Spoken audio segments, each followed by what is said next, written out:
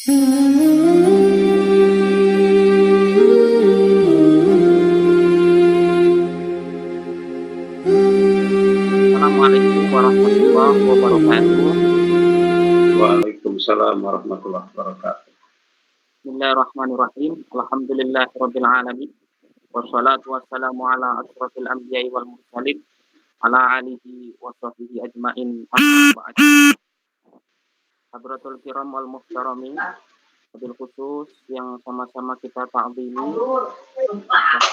Dalam Sumarna selaku pemateri dari kajian Sahih Bukhari, dan yang sama-sama kita hormati dari DKM Masjid Al-Furqan Hima Itai UPI yang telah bekerja sama dengan kajian Sahih Bukhari, dan yang sama-sama kita hormati yang telah menyebarluaskan kajian Sahih Bukhari dari TV UPI.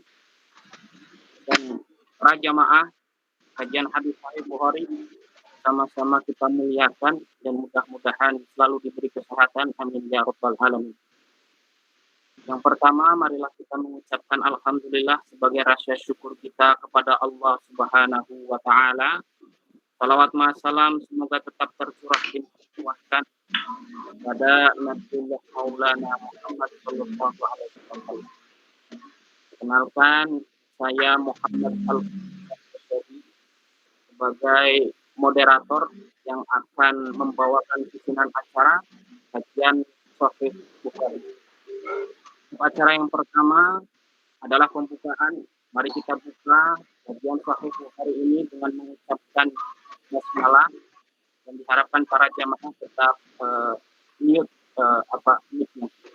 Bismillahirrahmanirrahim.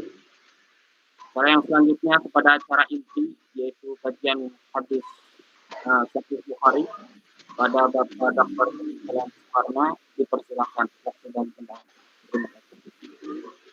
Bismillahirrahmanirrahim.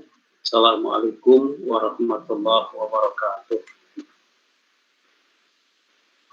Innal hamdalillah nahmaduhu wa nasta'inuhu wa nastaghfiruh wa na'udzu billahi min syururi anfusina wa min sayyiati a'malina.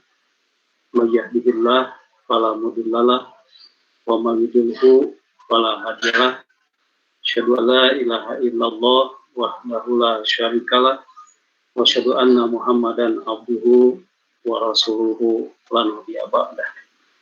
Allahumma shalli wa sallim ala sayyidil mursalin Muhammadin wa ala alihi wa sahbihi ajma'in. Amma ba'd. Ayyuhal hadirun, ittaqullaha haqqa tuqatih wa la tamutunna illa wa antum muslimun. Hadirin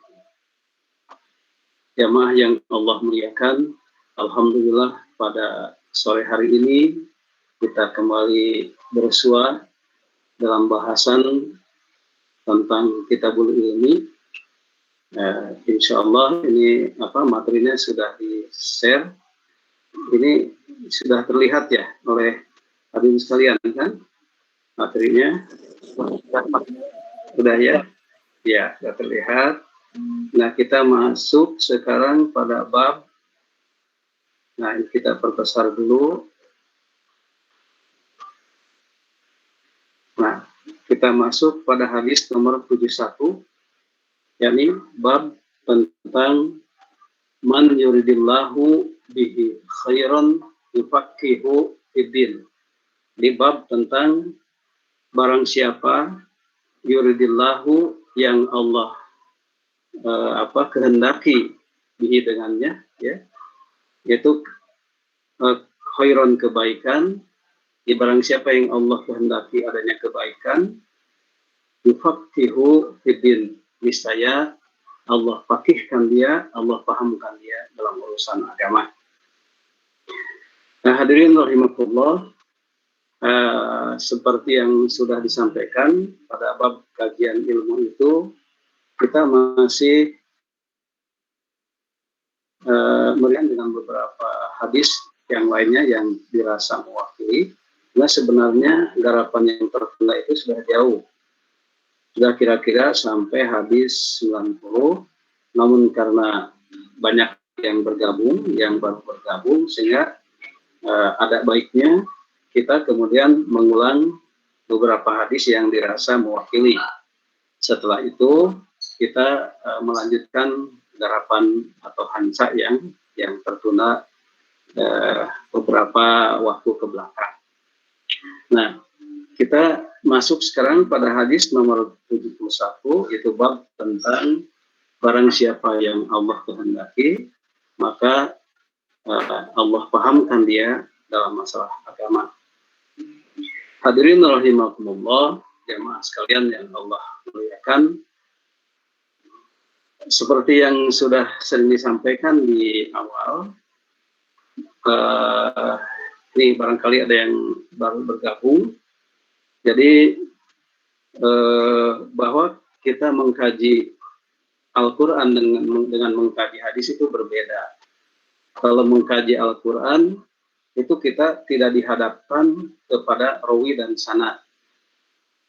Kenapa? Karena memang Al-Quran itu secara sejarah itu langsung dituliskan. Sehingga ketika kita mengkaji Al-Quran, itu langsung berhadapan dengan teksnya, teks daripada firman Allah itu sendiri. Sementara kalau kita mengkaji hadis, nah sebelum kita masuk kepada teks hadis itu sendiri, atau yang dikenal dengan istilah matan hadis atau teks hadis, maka kita harus dihadapkan dulu kepada apa yang disebut dengan rawi dan sanad, begitu. Nah, rawi itu yang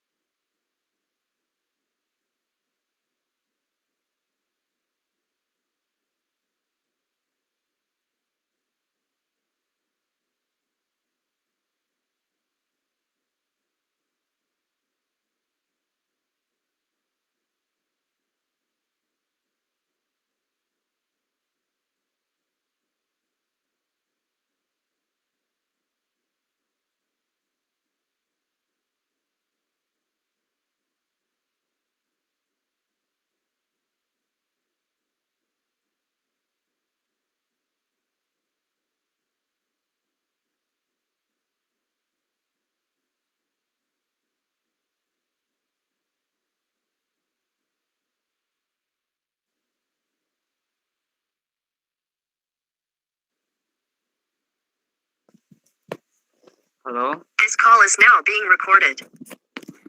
Mohon maaf jamaah, kayaknya karena terganggu sinyal, mohon untuk ditunggu sebentar.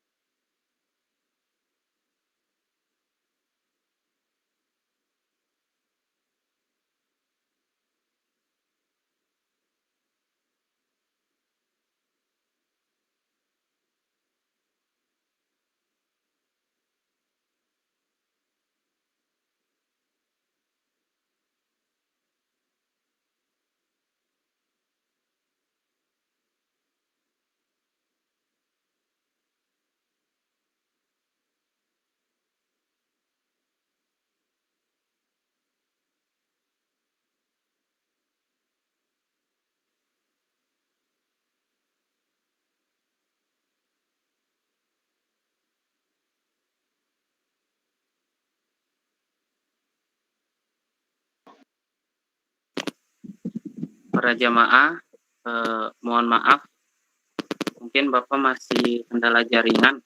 Ya, alhamdulillah. Ya, Oh, udah ada. ya, alhamdulillah. Sebentar, mohon maaf jamaah sekalian, ini biasa kendala sinyal yang kalau kita itu dulu.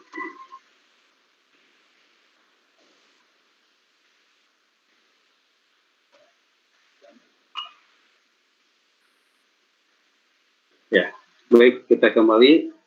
Hadirin jamaah rahimakumullah.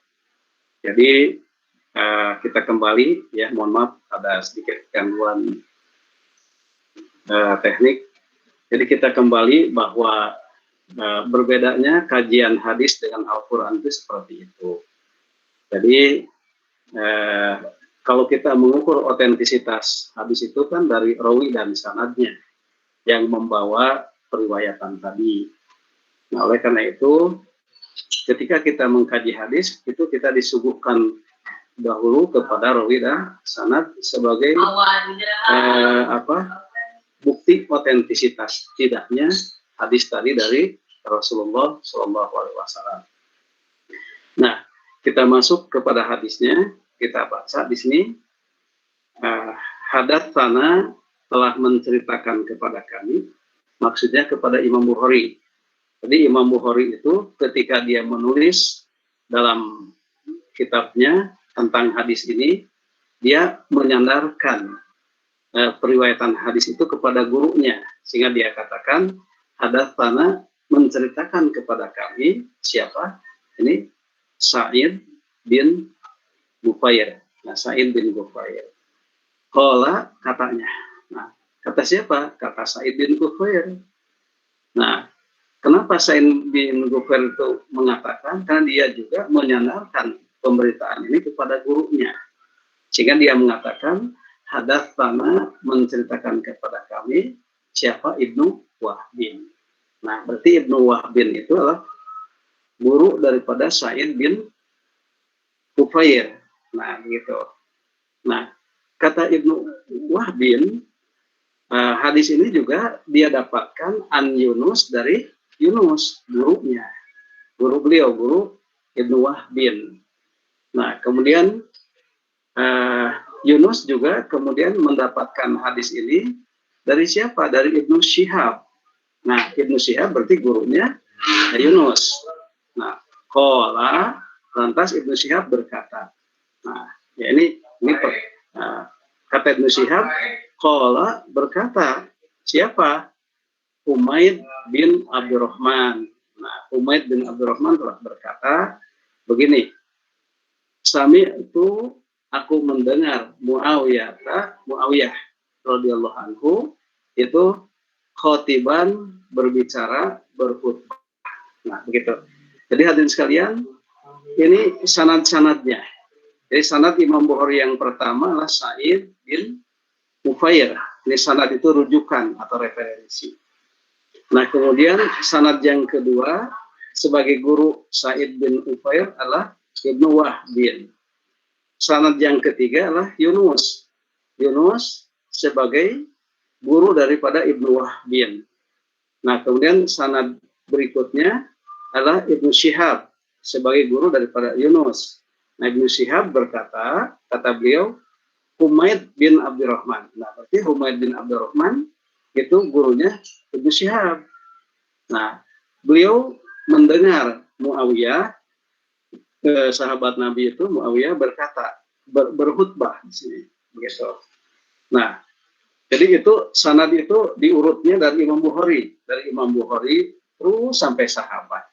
Sementara kalau kita ngurut dari Rasulullah, nah ini ada Muawiyah yang jumpa dengan Rasulullah. Muawiyah meriwayatkan kepada Humaid bin Abdurrahman. Humaid bin Abdurrahman meriwayatkan kepada Ibnu Syihab. Ibnu Syihab meriwayatkan kepada Yunus meriwayatkan kepada Ibnu Wahbin. Ibnu Wahbin meriwayatkan kepada Sa'id bin Ufair, dan Sa'id bin Ufair meriwayatkan kepada Imam Bukhari, dan Imam Bukhari menuliskannya. Begitu. Sehingga Imam Bukhari itu disebutnya sebagai mudawwin, penulis. penghimpun atau mukharid. Nah, begitu. Nah, hadirin sekalian, bagaimana kata Muawiyah? Kata Humaid bin Abdurrahman, aku mendengar Muawiyah itu khotiban. Nah, Muawiyah berkhutbah. Yaqulu, di mana beliau berkata begini. Sami'tu an-nabiyya sallallahu alaihi wasallam. Aku mendengar Nabi sallallahu alaihi wasallam yaqulu bersabda. Nah, kata Muawiyah dalam khutbahnya dia mengatakan aku mendengar Nabi sallallahu alaihi wasallam bersabda. Nah, ini teks hadisnya yang ini yang dalam tanda kurungnya hadirin sekalian. Ini teks hadisnya. Nah, jadi teks hadisnya itu didahului oleh rawi dan sanad dulu begitu. Itu yang disebut dengan kajian hadis itu begitu. Nah, sabda Nabi di sini, man yuridillahu bihi khairan. Nah, jadi siapa yang Allah kehendaki kebaikan, nah ya, barang siapa yang Allah kehendaki kebaikan, nah, yufaqihu fiddin, niscaya Allah pahamkan dia kepada agama. Nah, begitu. Wa innama, dan hanya saja ana, kata Rasul, aku ini adalah qasimun yang membagi. Aku yang membagi, sementara wallahu Allah itu yu'ti yang memberi. Jadi Rasul yang membagi, Allah yang memberi, begitu. Nah, kemudian walan tazala, dan senantiasa hadhil umat ini, ya, umat Islam ini qaimatan, tegak ala amrillah, di atas perintah Allah, begitu. Kemudian la yadurruhum, tidak ada yang bisa memadaratkan mereka, tidak ada yang bisa memadaratkan umat Islam itu. Siapa? Man, orang yang khalafahum, menyelisihinya. Nah, ini ya, tidak ada yang bisa memadaratkan kaum muslimin, siapapun yang menyelisihi mereka. Hatta ya'tiya amrullah, sampai datang ketetapan Allah, perintah Allah. Nah, hadirin sekalian, ini terjemahnya ada di, ini terjemahnya bisa difoto, ya, begitu. Sementara teks hadisnya yang ini. Nah, hadirin sekalian, kalau memang di rumah atau di hadirin sekalian, di tempat tinggal hadirin sekalian ada kitab Sahih Bukhari-nya, silahkan dibuka bab Kitabul Ilmi, bab tentang man yuridillahu bihi khairan yufaqihuhu fiddin, atau langsung masuk ke hadis nomor 71-nya. Kalau memang dirasa agak susah mendapatkan hadisnya, maksudnya kitab Bukhari-nya, hadirin bisa download saja dari internet. Kita nih muslim e-book, bisa dengan mudah mendownloadnya. Kembali hadirin sekalian, ini terjemahnya. Jadi ini silakan dipoto kalau membutuhkan. Kemudian ini terjemahnya. Nah, begitu. Nah, kita masuk sekarang kepada penjelasan hadis tadi.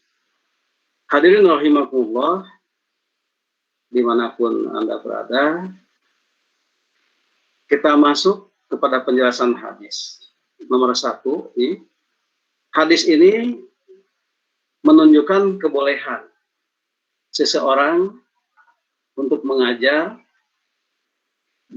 memakai mimbar. Sebagaimana Muawiyah dalam hadis tadi, itu menyampaikan hadis di atas mimbar. Gitu. Jadi, dibolehkan kita mengajar di atas mimbar. Gitu. Yang kedua, kalimat dalam hadis tadi tentang man yuridillahu bihi khairan yufaqihu fiddin. Siapa yang Allah kehendaki kebaikan kepadanya, maka Allah pahamkan dia dalam masalah agama. Nah, yang dimaksud di sini, hadirin sekalian, adalah diberikan kepahaman ilmu agama.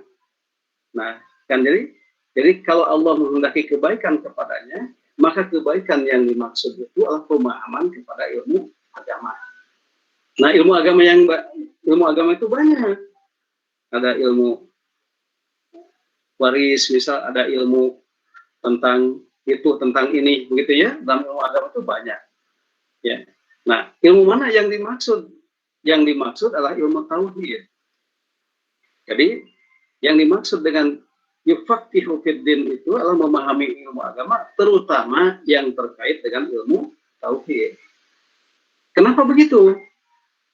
Karena ilmu tauhid inilah, hadirin sekalian, yang bisa mempelajari tentang perbuatan-perbuatan Allah. Ya, perbuatan-perbuatan Tuhan, perbuatan-perbuatan Allah. Seperti memahami tentang asma dan sifat-sifatnya, memahami tentang hukum dan hikmah-hikmahnya. Nah, begitu. Jadi, itulah masalahnya. Kenapa Allah tekankan bahwa kebaikan itu ada pada ilmu agama? Karena ilmu agama itulah, dalam hal ini ilmu tauhid, di mana dengan ilmu tauhid itu, seseorang bisa memahami tentang perbuatan-perbuatan Allah, baik menyangkut masalah asma dan sifatnya, nama-nama dan sifatnya, juga menyangkut masalah hukum dan hikmah-hikmahnya. Nah, yang demikian itu tentu bisa didapat dari ilmu tauhid tadi, begitu. Hadirin sekalian, jamaah rahimahullah, ya. Kemudian pertanyaan yang muncul juga begini. Mengapa ilmu yang mempelajari tentang perbuatan Allah tadi, itu ilmu tauhid tadi, itu statusnya harus didahulukan daripada hukum-hukum yang mempelajari perbuatan hamba? Ini pertanyaannya begitu ya. Kenapa? Mengapa ilmu yang mempelajari tentang perbuatan Allah itu harus didahulukan daripada ilmu yang mempelajari tentang hukum-hukum perbuatan hamba? Ini pertanyaannya, gitu ya. Nah, hadirin sekalian, nah, ilmu tauhid ini kan kalau didahulukan dalam memandang sesuatu perbuatan manusia, ya, kalau didahulukan, itu bisa lebih menenteramkan dan bisa menguatkan hati serta bisa melapangkan dada. Itulah masalahnya. Jadi begini, kita kembali ya, karena ilmu tauhid ini lebih menenteramkan dan menguatkan hati serta melapangkan dada. Gitu. Nah, hadirin sekalian, ketika kita memahami perbuatan Allah melalui ilmu tadi, itu insya Allah dapat melandasi segala apa yang terjadi dari perbuatan manusia di dunia ini. Seperti masalah bencana, rezeki, pandemi seperti yang tengah kita hadapi. Nah, itu harus dilihat dari perbuatan Allah. Dilihat dari ilmu tauhid yang mempelajari perbuatan Allah. Jangan dilihat dari sisi perbuatan manusia. Kalau kita memahaminya dari sisi perbuatan manusia, niscaya kita akan terjerumus kepada kepesimisan, terjerumus kepada keputusasaan. Tetapi kalau kita memahami dari sudut perbuatan Allah, maka kita akan mendapati satu petunjuk-petunjuknya untuk melalui semua apa yang terjadi, baik berupa bencana, baik berupa pandemi, gunung meletus dan lain sebagainya. Begitu. Ini persoalannya, ya. Jadi hadirin sekalian,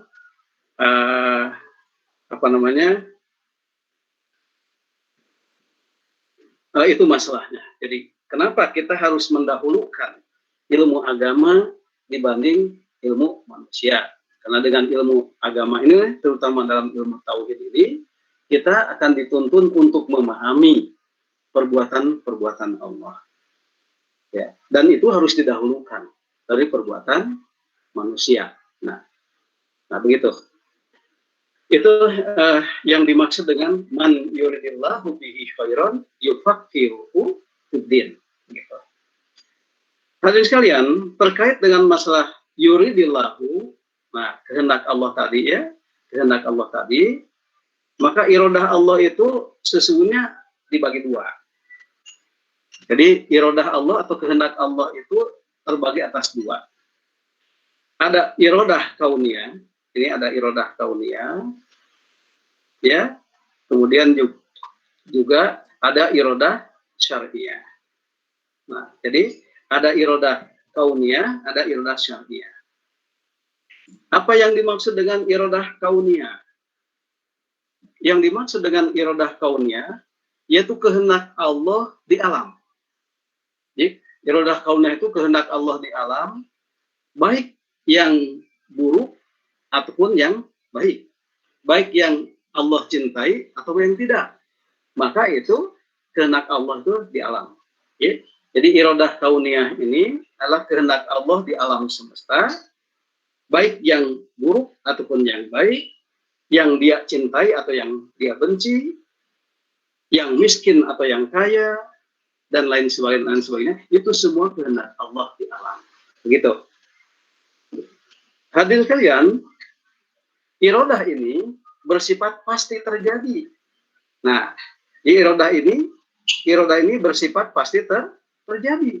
Jika ia menghendaki, jika Allah menghendaki terjadinya, ya, jika dia menghendaki terjadinya. Begitu. Nah, misal kalau kita di jalan raya, ya, itu kan ada iradah kauniyah di sana. Jadi, misal kita naik motor, nah, kita berhati-hati, tapi orang tidak berhati-hati. Kan begitu, di jalan raya kan begitu. Nah, kalau tidak ada iradah Allah untuk terjadinya suatu kecelakaan, maka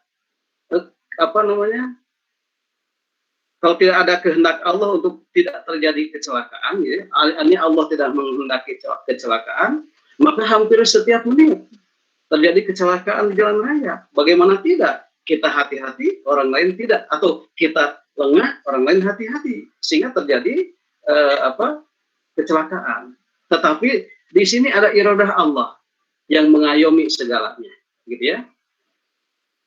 Berikutnya lagi, kalau cara penularan virus ini, COVID ini, adalah dengan cara begitu, jadi pasti semua orang kena, gitu ya. Jadi bagaimana mungkin orang yang positif kena virus COVID, dia pegang ke suatu tempat, dia pegang ke tempat lain, dan lain sebagainya. Kalau memang kendali itu ada pada sebab dan akibat tadi, niscaya semua kita ini tidak ada yang luput dari virus.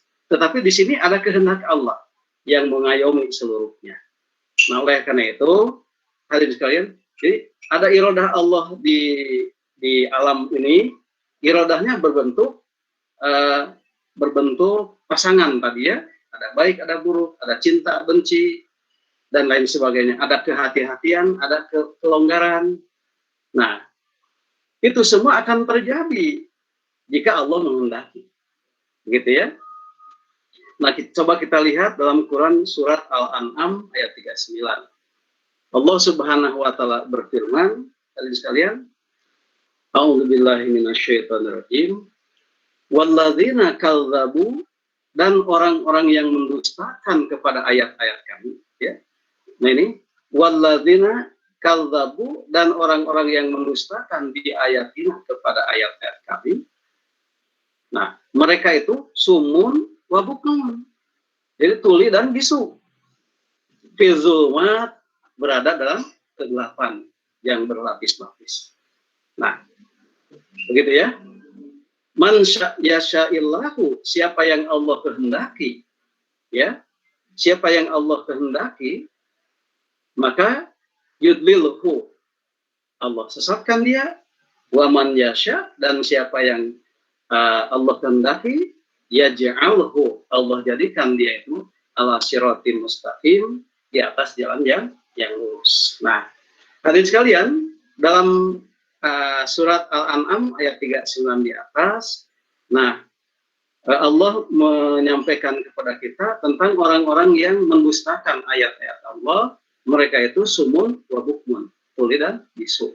Mereka berada fil zulumat, dalam kegelapan yang berlapis-lapis, gitu ya. Nah, terserah Allah.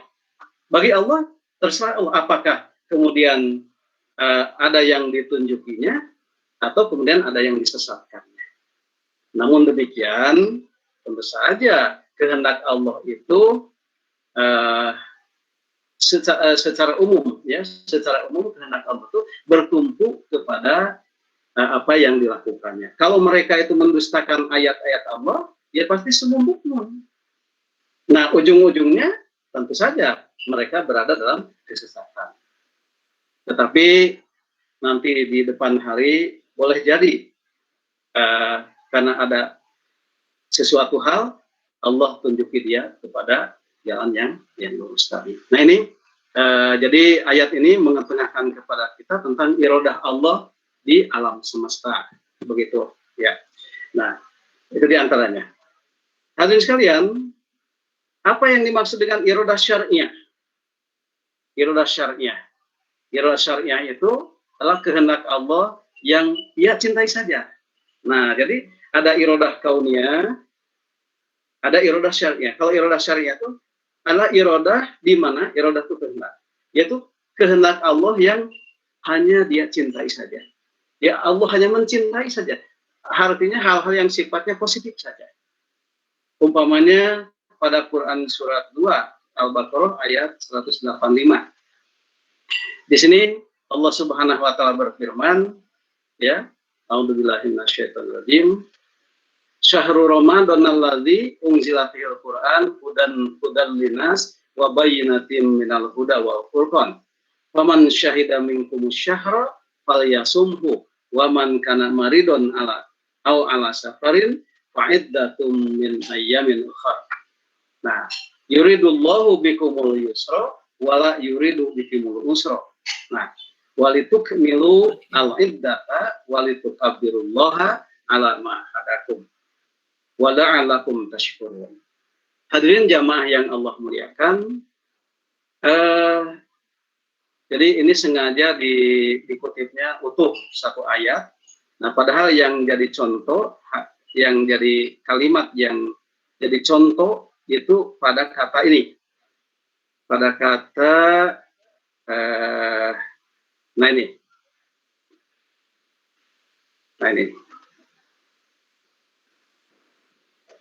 Nah, pada kata itu, yuridullahu bikumul yusra.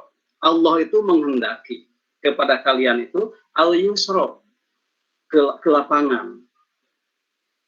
Wala yuridu bikumul usra, dan tidak menghendaki adanya kesempitan. Nah, ini jelas secara syar'iyah, secara iradah syar'iyah, Allah tidak menghendaki kesulitan. Allah itu menghendaki kepada kita itu al-yusra, ke lapangan. Nah, begitu.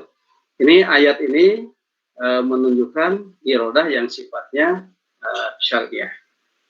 Nah, demikian juga kita lihat dalam Quran surat An-Nisa ayat 27. Ini juga menyangkut masalah iradah yang sifatnya syariah.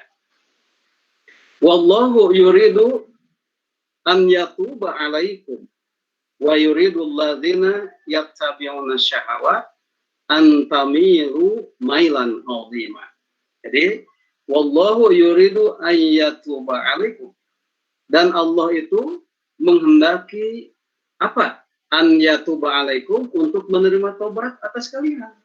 Nah, jadi dalam ayat ini hadirin sekalian, Allah menghendaki untuk menerima tobat. Jadi Allah tuh menghendaki menerima tobat. Wa yuridul ladzina, namun wa yuridul ladzina, namun orang-orang yang yatabiuna syahwat, orang-orang yang mengikuti syahwat itu yuridu, menghendaki antamilu, agar mereka itu condong kepada kemungkaran, mailan azima, dengan condong yang besar, begitu.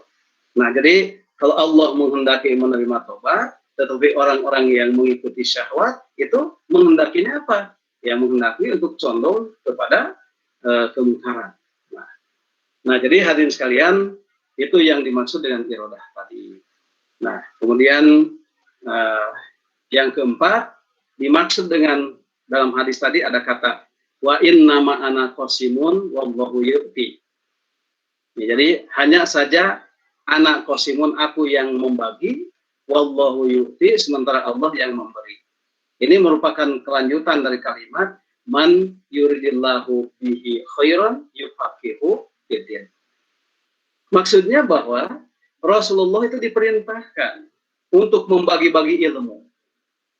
sebagaimana dalam hadis yang telah kita bahas ya, bahwa ba'atsani Allahu bihi minal huda wal ilmi. Nah, kan gitu ya, Allah kata Rasulullah, aku ini diutus membawa ilmu dan petunjuk. Nah, itu kamasalin ghaith, seperti hujan yang lebat tadi menimpa tanah. Nah, jadi di sini Rasul membawa ilmu dan petunjuk tadi, kemudian dibagi-bagikan oleh Rasulullah Shallallahu Alaihi Wasallam. Nah, jadi Rasulullah diperintahkan membagi ilmu-ilmu yang dimaksud ilmu agama. Sementara yang memberi dan yang mengatur ilmu itu ada masuk kepada hati kita adalah kehendak Allah Subhanahu wa Ta'ala. Begitu. Yang kelima, hadirin sekalian, kalimat dalam hadis tadi ada walan tazal hadhil ummah. Senantiasa umat ini qaimatan, tegak ala amrillah, di atas perintah Allah. Maksudnya begini. Ya, sebagian dari mereka, tentunya bukan keseluruhan. Jadi kalimatnya itu walan tazal hadil ummah, maksudnya sebagian di antara umat ini senantiasa tegak di atas perintah Allah. Nah, kenapa sebagian diterjemahkannya? Karena ada juga kan di antara mereka itu yang bermaksiat. Begitu. Nah, adapun kemaksiatan, kefasikan, itulah yang kemudian meredupkan kalimat tauhid yang ada pada dirinya, yang akan mengakibatkan munculnya nanti pembaharu-pembaharu, ya. Nah, hal ini sebagaimana dalam hadis Bukhari juga, dalam hadis Bukhari ini langsung aja kita ke teksnya.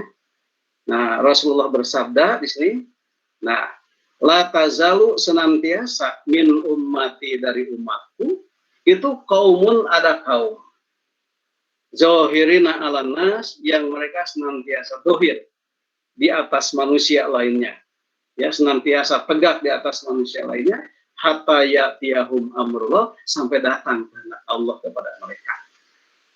Nah, kemudian hadis berikutnya, orang-orang yang dohir ala nas tadi, yang tegak di atas perintah Allah tadi, ya, adalah la yaduruhum, tidak ada yang bisa memadaratkan mereka, man khalafahum, dari orang-orang yang menyelisihinya, hatta ya'tiya amrullah, sampai perintah Allah itu datang. Nah, yang dimaksud dengan sampai datangnya perintah Allah itu maksudnya sampai Allah mewafatkan mereka dari kehidupan dunia ini. Nah, jadi hadirin sekalian, kesimpulannya bahwa hadis ini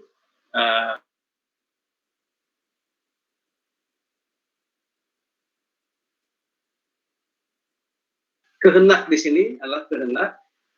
Jadi siapa yang Allah menghendaki kebaikan, ya, maka Allah pahamkan dia dalam ilmu agama. Ilmu agama yang dimaksud di sini adalah ilmu tauhid tadi. Nah, dalam hal ilmu agama, ilmu tauhid tadi, ya, nah, ada dibagi-bagi peran Allah dan Rasulnya. Peran Rasul adalah qasimun, membagi-bagi, sementara peran Allah adalah yu'ti, memberi. Nah, refleksi daripada kalimat dari pemahaman kepada agama tadi, kepada kalimat tauhid tadi, itu senantiasa ada di kalangan umat Rasulullah itu mereka yang senantiasa tegak pada perintahnya, ya.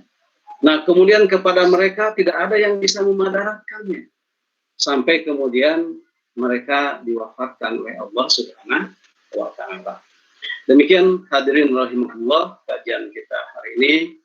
Mohon maaf atas segala kekurangannya. Kemudian saya kembalikan kepada pengatur acara. Silakan. Baik, terima kasih Bapak yang telah menyampaikan materi hari ini. Semoga apa yang diberikan mendapatkan ilmu yang bermanfaat, barokah, dan maslahat.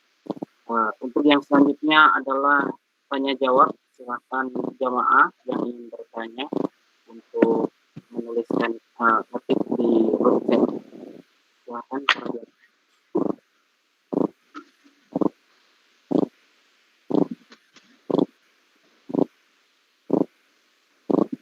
baik para jamaah, barangkali ada yang ingin ditanyakan.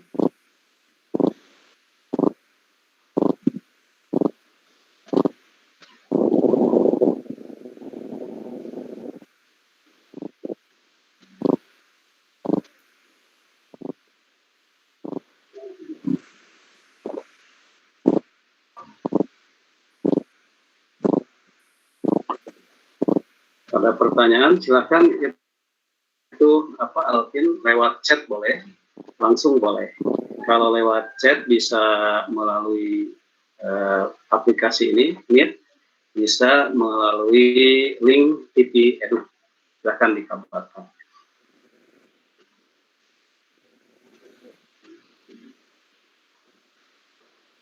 Sambil menunggu, saya boleh bertanya?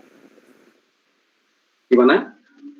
Nggak boleh, nggak apa-apa. Wasit ikut main bola juga nggak apa-apa kalau di situ. Ya, silakan. Apa berkaitan dengan hadis Kiai Hasyim Asy'ari itu kan punya gelar Qadratus Syekh, Pak. Gelar Qadratus. Putus-putus suaranya, Alvin. Halo? Ya, gimana? Ini Pak, Qadratus Syekh Kiai Hasyim Asy'ari, Pak. Gelar Qadratus Syekh itu katanya dapat dari menghafal dan memahami kutub-kutub sitah. Kutub sitah itu apa ya, Pak? Kurang terdengar. Itu Alvin ditulis, coba ditulis atau gimana? Ya. Sambil nunggu yang lain. Silakan hadirin jamaah yang Allah muliakan, bisa bertanya lewat chat. Ada pada kolom pertanyaan, atau langsung hadirin juga bisa bertanya langsung. Kalau memang ini putus-putus bisa ditulis saja. Atau juga bisa langsung lewat TV Edu, TV UPI maksudnya, untuk bertanya tertulis. Nanti insya Allah akan disampaikan ke panitia di sini.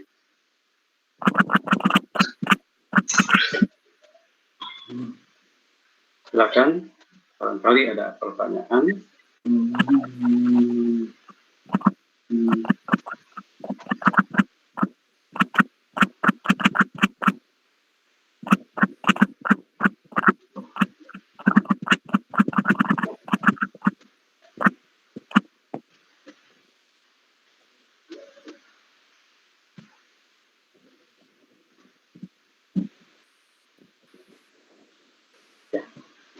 Sudah, Alvin?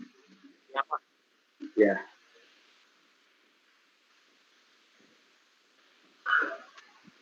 Nah ini ya, hadirin sekalian, ada pertanyaan dari Alvin, moderator kita.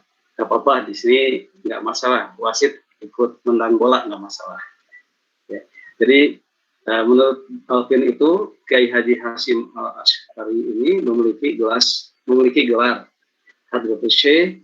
Dari gelar Hadratus Syekh ini didapat dari menghafal hadis kutubus sittah. Ya, kutubus sittah itu gimana? Kutubus sittah itu kitab hadis, ya, kitab hadis yang 6, gitu ya, yang 6. Jadi kitab hadis yang pertama disusun itu 6, berikutnya 9, berikutnya bahkan ratusan yang diketahui, ya. Nah, itu yang disebut dengan al-masadir al-asliyah. Al-masadir al-asliyah itu adalah kitab-kitab pokok, kitab hadis, ya. Nah, kalau misal kutubus Subulus Salam itu bukan kitab hadis. Kalau kutubus itu dia Riyadhus Shalihin bukan kitab hadis. Itu mah kumpulan hadis. Kitab hadis yang dimaksud itu tadi ada kutubus sittah yang itu 6 kitab, ada kutubus tis'ah 9 kitab, bahkan lebih dari itu sampai ratusan, gitu ya. Nah, Jadi itu. Nah, bahkan kalau kita mempelajari kitab-kitab hadis yang itu, rasanya tidak akan selesai kecuali umur kita yang habis, gitu ya. Nah itu. Jadi betapa nih, terutama dipesankan kepada adik-adik mahasiswa dan tentunya halayak lainnya, masyarakat lainnya, dan mereka yang ahli ilmu,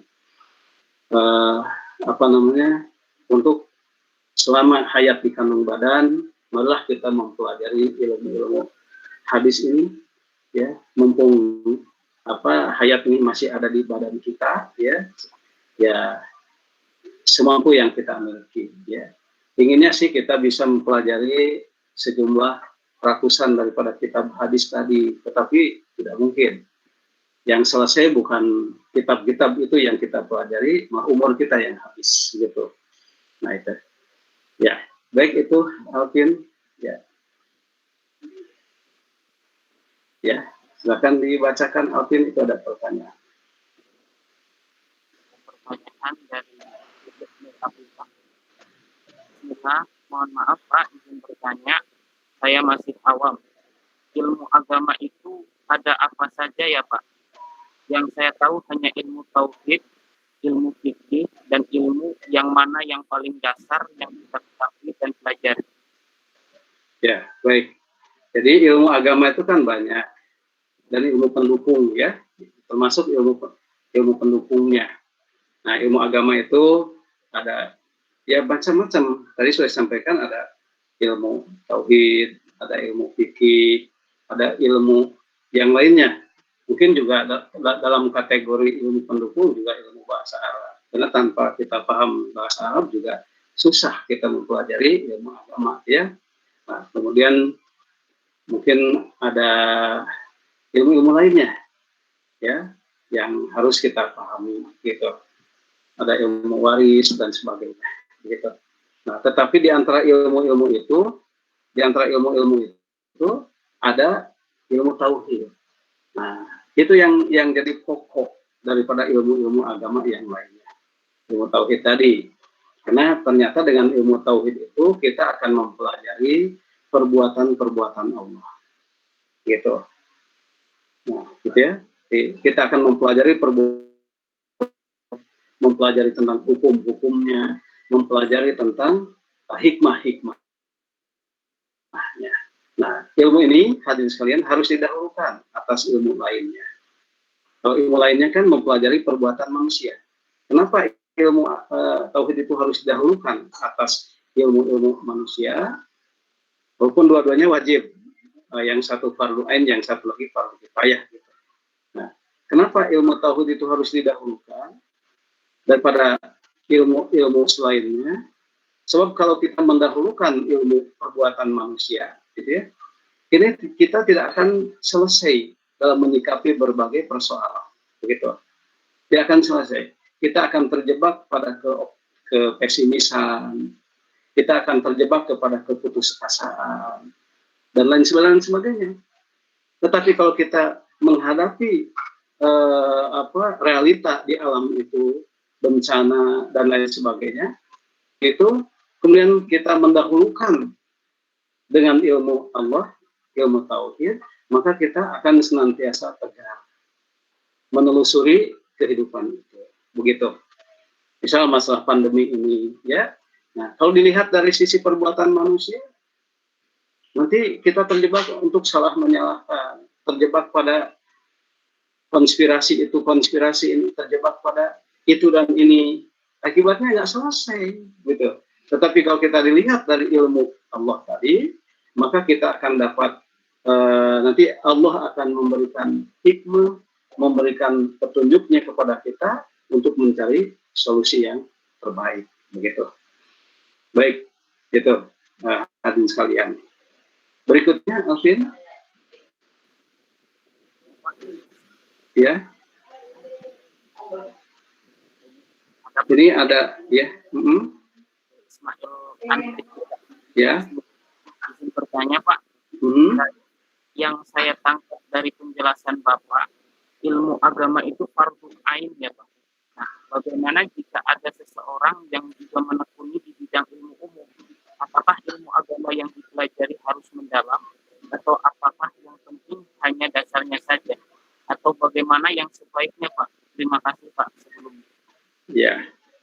Jadi bagus nih pertanyaan dari teman kita.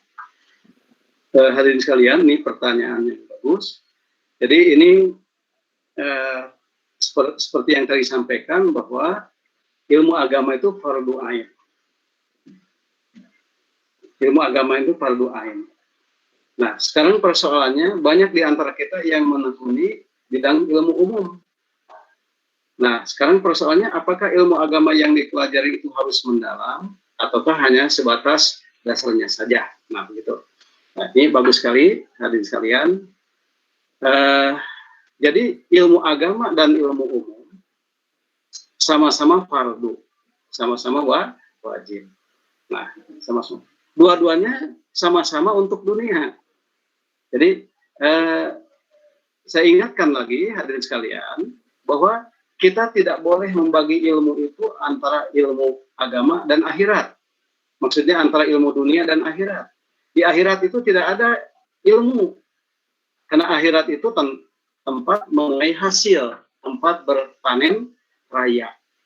Nah, pembagian sesungguhnya dari ilmu itu yang tepat adalah ilmu umum dan ilmu agama. Dua-duanya untuk dunia. Begitu. Dua-duanya untuk di dunia. Nah, sekarang apakah di antara dua ilmu tadi, ilmu agama dan ilmu umum itu bagaimana proporsinya?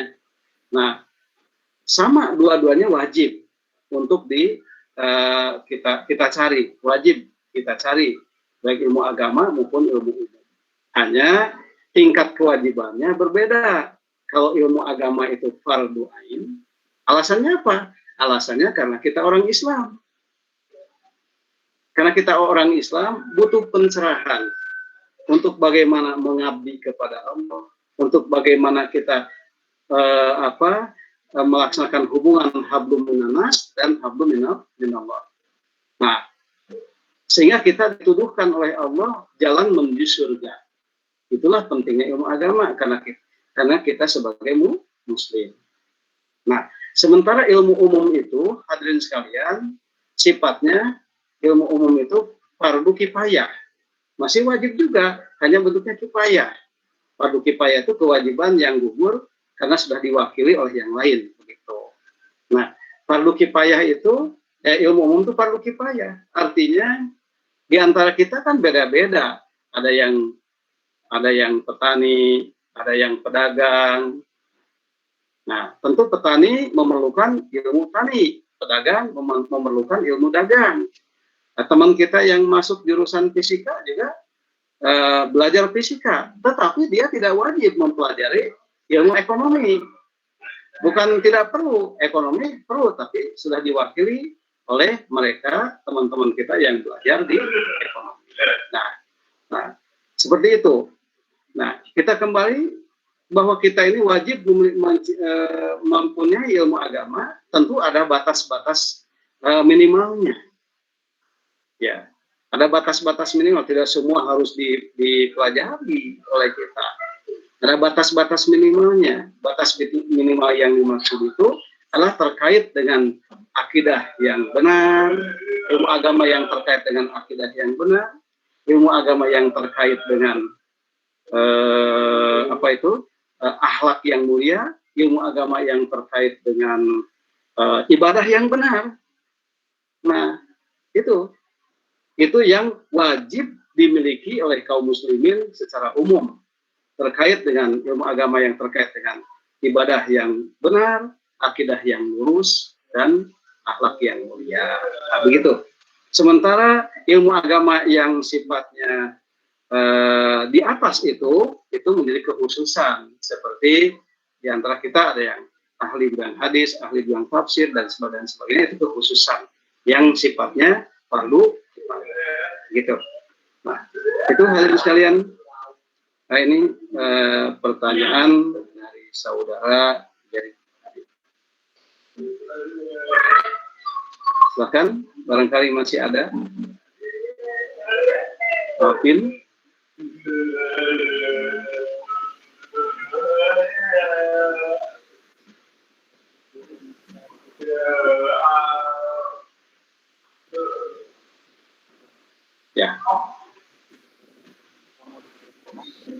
Ya. Cukup ya, ini sudah jam 5 ya. Silakan Alvin. Ya, kalau begitu karena kita sudah jam 5, terima kasih jamaah yang memuliakan atas bahasan kita hari ini. Mudah-mudahan menjadi amal soleh buat kita semua, ya amal soleh buat kita semua. Nah, dan tentu saja menjadikan kita ini lebih beradab lagi, lebih takwa lagi, sebagaimana dalam di awal tadi saya sendiri mewasiatkan kepada diri saya sendiri juga kepada hadirin sekalian untuk taqullaha haqqa tuqatih wala tamutunna illa wa antum muslimun. Demikian, asyhadu anna muslimun. Insyaallah kita jumpa lagi di Kamis depan. Assalamualaikum warahmatullahi wabarakatuh. Waalaikumsalam warahmatullahi wabarakatuh. Terima kasih Pak.